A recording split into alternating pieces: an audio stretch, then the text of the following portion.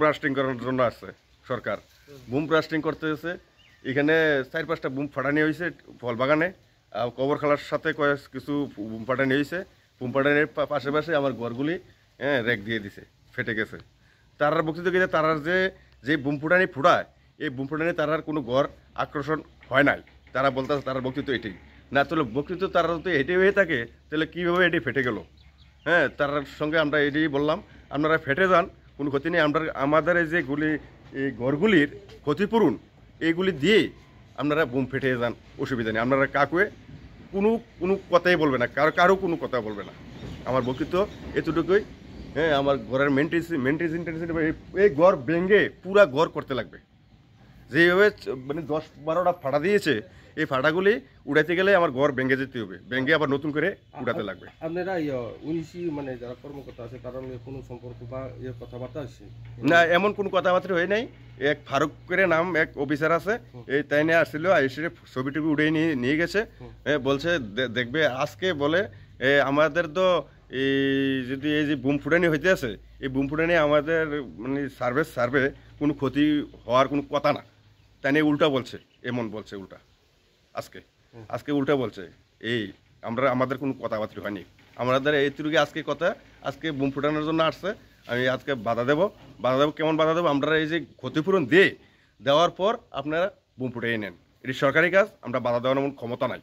আমাদের গরিব মানুষ, আমরা বহুত কষ্ট করে 3 ইঞ্চি ওয়াল ঘরে কমপ্লিট করতে পারছি না এখনো।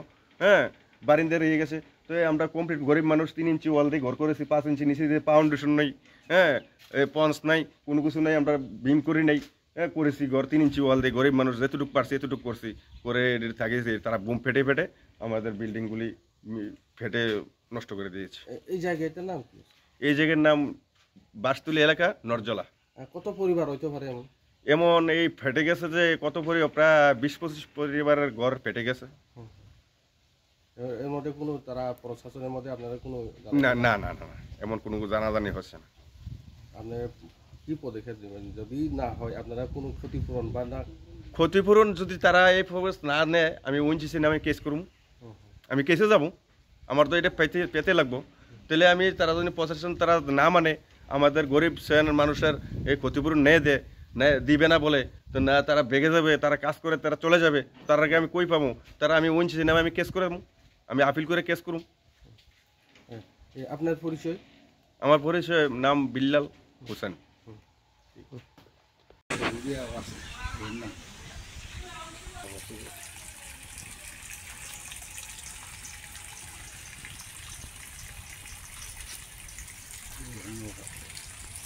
ওই বুম যে ব্রাশ করছে, এই ব্রাশের থেকে ফাইটে গেছে, বুঝেননি?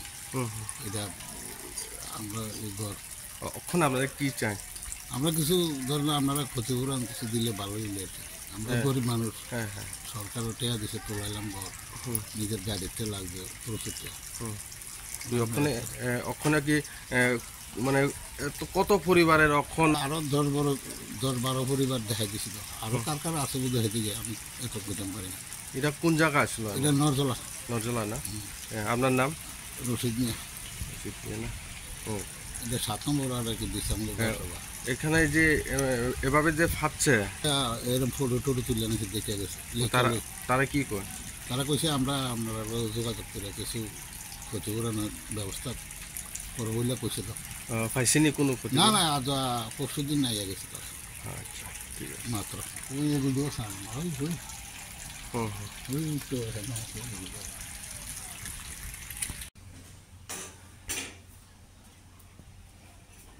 দুইটা গোল হয়েছে আমার এরকম।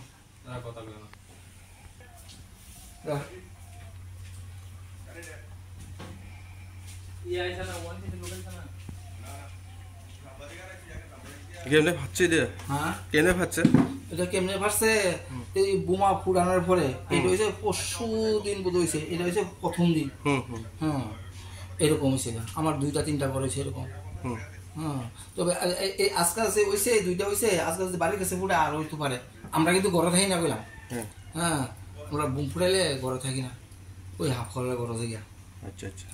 হ্যাঁ, এরপরে আজকে বাড়ির কাছে ফুটে আরও হইতে পারে। হ্যাঁ,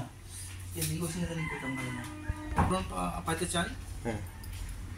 মানে আপনারা কোনো উইনিসি কর্মকর্তা মানে কোনো আলাপ আলোচনা হয়েছে এই বিষয় নিয়ে? হয়েছে তো, তারা কি দেখবো বুঝছে। দেখবো কইছে? মানে দেখবো কইছে, ওখানে আয়া দেখছে আপনারা বাড়িঘর আয়া দেখছে, দেখে গেছে তারা? দেখছে, হ্যাঁ। দেখছে। এরপরে তারা কি আশ্বাস দিয়ে গেছে আপনার? ক্ষতিপূরণ দেবো এরকম। ক্ষতিপূরণ অক্ষণ পায়নি, পাইছে না তো না? যদি না পায় আপনারা কি করবেন? ক্ষতিপূরণ যদি না পায় আপনারা কি করবেন? তা কি থাকবে